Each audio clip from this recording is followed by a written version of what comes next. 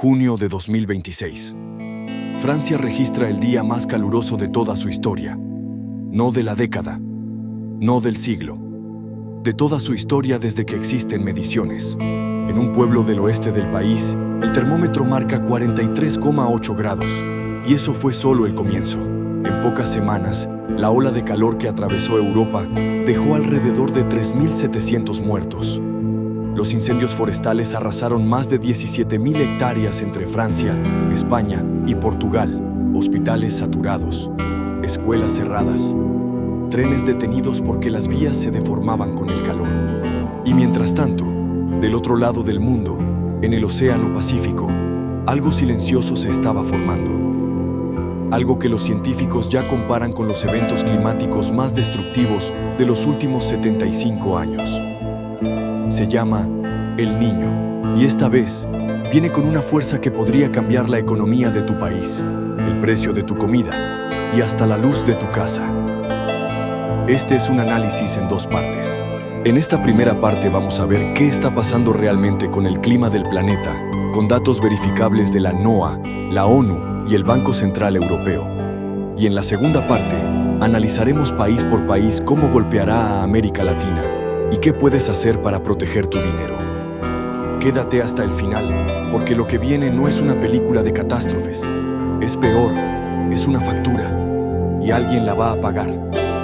Empecemos por Europa, porque lo que pasó ahí en las últimas semanas no es una anécdota, es una advertencia. El grupo científico World Weather Attribution, que analiza eventos climáticos extremos, concluyó que la ola de calor de junio habría sido prácticamente imposible sin el cambio climático causado por la actividad humana. Un episodio similar en el año 2003 habría sido unos 2 grados más frío. 2 grados no suena a mucho, pero en una ola de calor, 2 grados es la diferencia entre un verano incómodo y un verano que mata. La Organización Mundial de la Salud fue todavía más directa. Su director regional para Europa dijo, textualmente, que este verano es un ensayo general de lo que viene. Un ensayo general. Es decir, esto no es el evento principal, es la práctica. Y aquí es donde este canal entra en su terreno, el dinero. Porque el calor extremo no solo mata personas, mata economías. Primero, la energía. En Francia, las plantas nucleares necesitan agua de los ríos para enfriarse. Cuando el río Garona llegó a 28 grados, un reactor tuvo que suspender su producción. Otro, sobre el río Sena, redujo su generación. Piénsalo, el país con la matriz nuclear más grande de Europa, apagando reactores en pleno pico de demanda de aire acondicionado. Menos oferta de energía, más demanda. Resultado, precios más altos. Segundo, la comida. Las olas de calor recortaron drásticamente las previsiones de cosecha en Europa, especialmente de maíz. Y el maíz no es solo maíz, es alimento para ganado, es materia prima para miles de productos. Cuando el maíz sube, tarde o temprano sube el pollo, sube la carne, sube el huevo, en Europa y en el mundo, porque los mercados de alimentos son globales. Tercero, la productividad. Un estudio del Banco Central Europeo encontró algo que casi nadie comenta. El daño económico de una ola de calor no termina cuando baja la temperatura. La caída de la producción persiste e incluso se intensifica, llegando a un mínimo de menos 1,5% 2 años después del evento. 2 años. El calor de este verano seguirá restando crecimiento en 2028. Y hay estimaciones que hablan de pérdidas acumuladas de entre el 5 y el 7% del PIB europeo hacia 2030 si las temperaturas extremas continúan. Para dimensionarlo, eso es como borrar del mapa una economía entera del tamaño de un país mediano. Cuarto, y este dato me parece el más revelador de todos. Según un estudio europeo reciente, el 40% de los europeos no puede permitirse mantener su casa fresca en verano.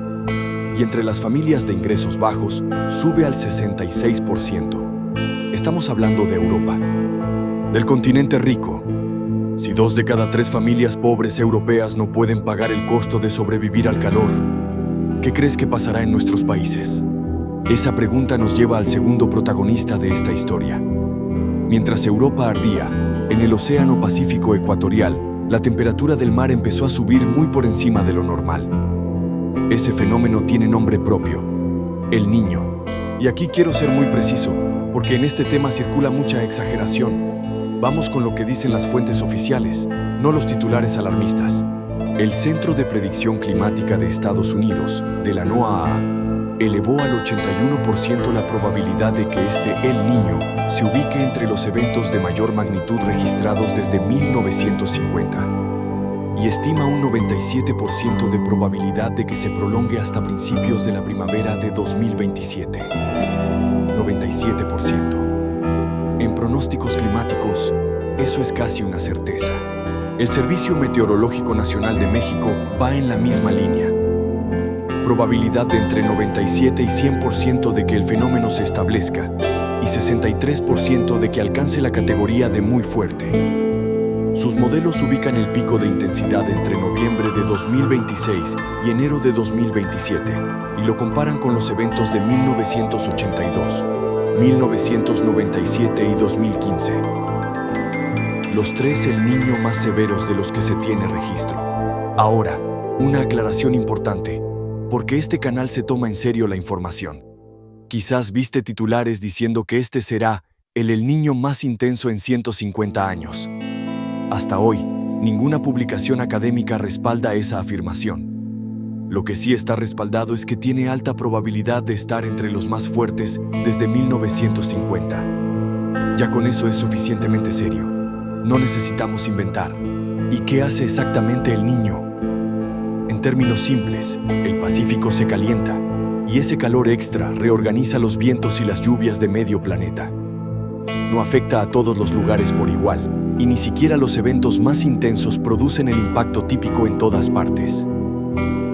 Pero los eventos fuertes, como el que se está formando, inclinan fuertemente la balanza. En unas regiones significa sequía brutal, en otras, lluvias e inundaciones históricas. En el Pacífico, más ciclones. En el Atlántico, curiosamente, menos huracanes. Es decir, no es el fin del mundo en todas partes al mismo tiempo. Es algo más perverso. Es una lotería donde cada región saca un boleto distinto, y casi todos los boletos son malos. ¿Y quién saca los peores boletos? Los organismos internacionales ya empezaron a ponerle números. La Oficina de Naciones Unidas para Asuntos Humanitarios publicó en junio una predicción de impactos para Colombia que debería estar en todos los noticieros y no lo está. Escucha bien estos números. Más de 4.300.000 personas podrían enfrentar afectaciones severas por El Niño 2026-2027, principalmente por desabastecimiento de agua, con impactos concentrados en 508 municipios. Eso es el 45% del territorio colombiano. Y sigue. Entre 1,7 y 3 millones de personas adicionales podrían caer en inseguridad alimentaria. La ONU habla de una posible crisis multisectorial. Racionamiento de agua, aumento de enfermedades, presión sobre hospitales, incendios forestales. Un solo país. 4 millones de afectados. Y el fenómeno todavía no llegó a su pico. Ahora piensa en esto. Si eso proyecta la ONU para Colombia, que tiene sistemas de monitoreo relativamente desarrollados, ¿qué pasa con los países que ni siquiera tienen esa capacidad de predicción y preparación? Y aquí viene mi análisis, y lo marco claramente como análisis, no como dato. Creo que estamos entrando en una era donde el clima deja de ser una sección del noticiero y se convierte en la variable económica central. Las señales ya están en todas partes, incluso en las pequeñas. Quizás tú mismo lo notaste. Pronósticos que dicen frío y de repente el sol del mediodía quema como nunca. Cambios bruscos que antes tomaban semanas y ahora pasan en horas.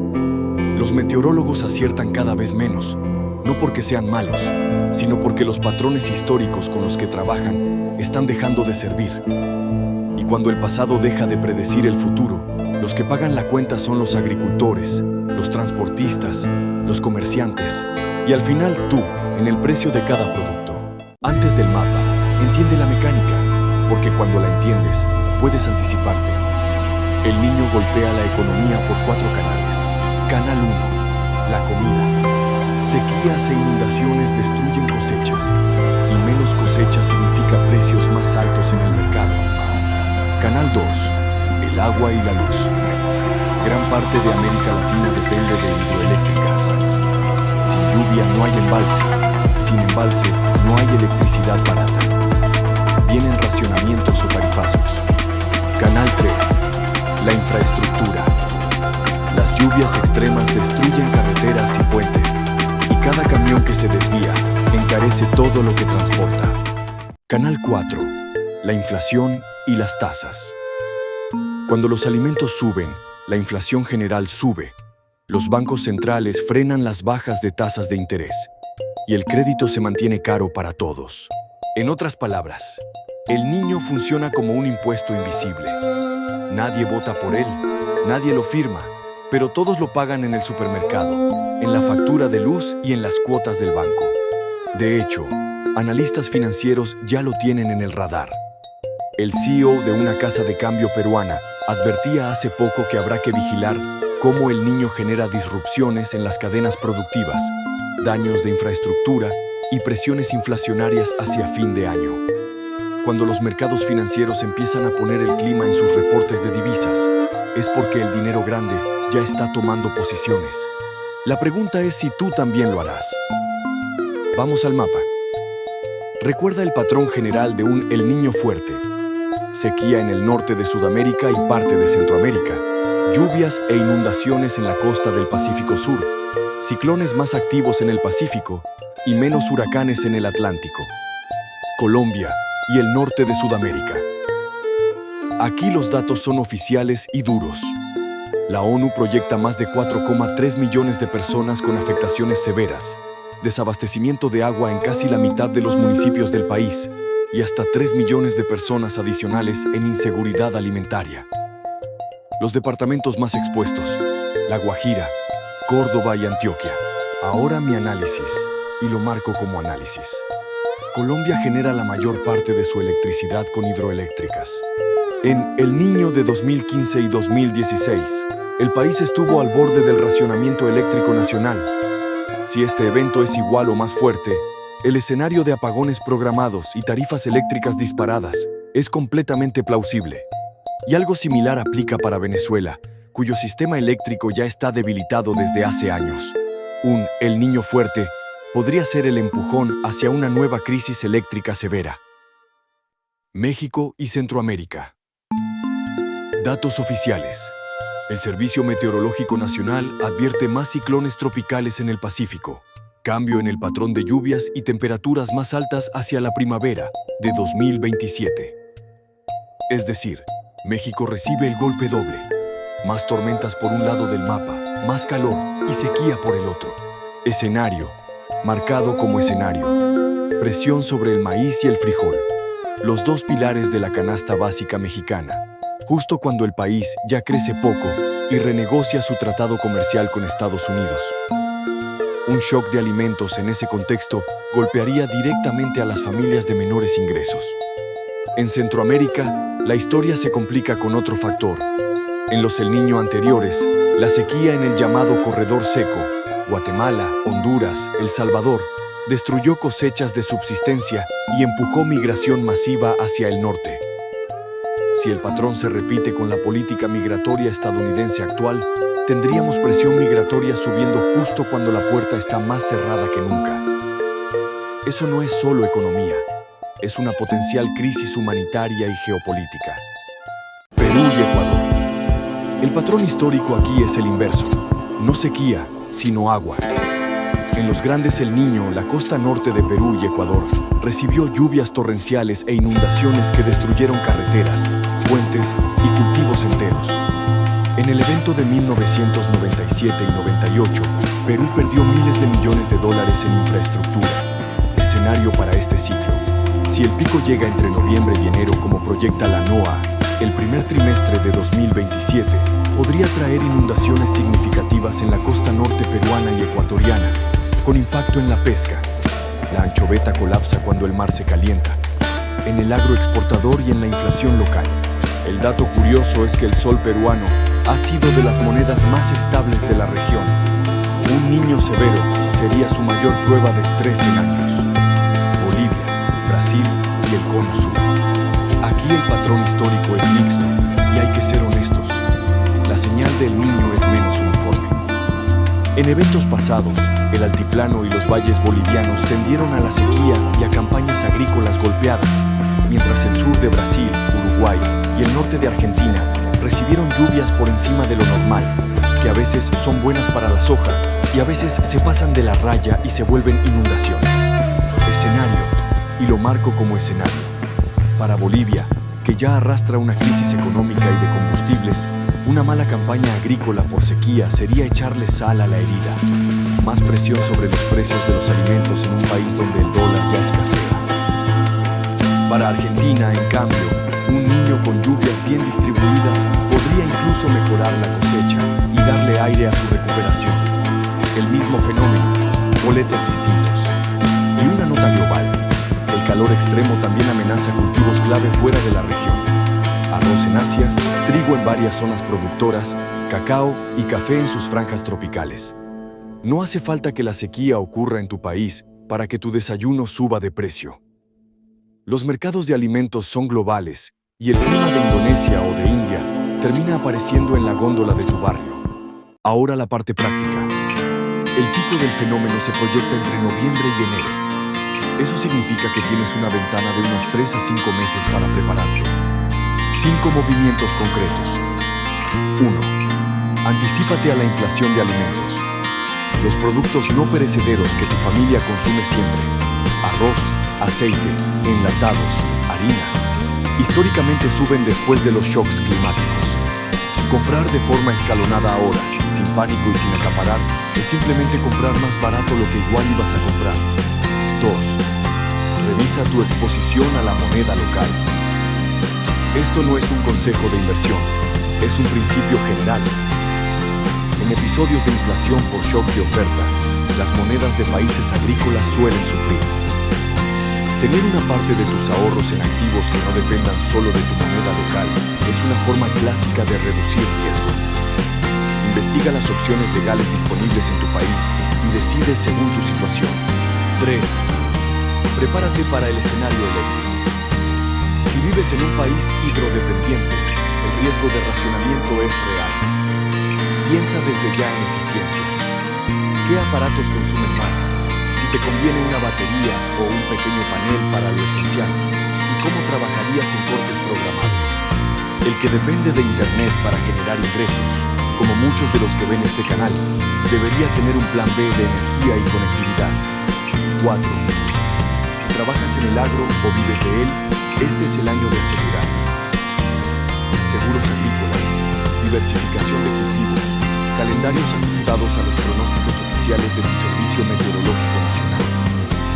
La información oficial es gratuita y este año vale oro. 5. Convierte la crisis en oportunidad de ingreso. Suena frío, pero es la historia de todas las crisis. Alguien vende los ventiladores, alguien instala los paneles, alguien transporta el agua. Los sectores de eficiencia energética, refrigeración, gestión de agua y logística climática van a crecer. Si estás construyendo ingresos digitales, el contenido, los servicios y los productos alrededor de la adaptación climática son un nicho que apenas comienza. Cerremos con honestidad. Nadie, ni la NOAA, ni la ONU, ni mucho menos este canal, puede decirte exactamente qué pasará en tu ciudad. Los pronósticos son probabilidades, no profecías. Pero cuando el organismo climático más importante del mundo dice 97% de probabilidad de que esto siga hasta 2027 y 81% de que sea de los más fuertes en 75 años, ignorarlo no es escepticismo, es negligencia. La diferencia entre los que sufren una crisis y los que la atraviesan casi nunca es la suerte. Es la anticipación. Tú ya tienes la información. Los mercados ya la tienen. Los gobiernos ya la tienen. La pregunta es quién actúa primero. Si este análisis te sirvió, compártelo con alguien que necesite verlo, porque esta información llega tarde a quienes más la necesitan. Suscríbete para la cobertura que haremos cuando el fenómeno llegue a su pico y cuéntame en los comentarios. ¿Ya estás notando cambios raros en el clima de tu ciudad? Leo todos los comentarios. Nos vemos en el próximo video.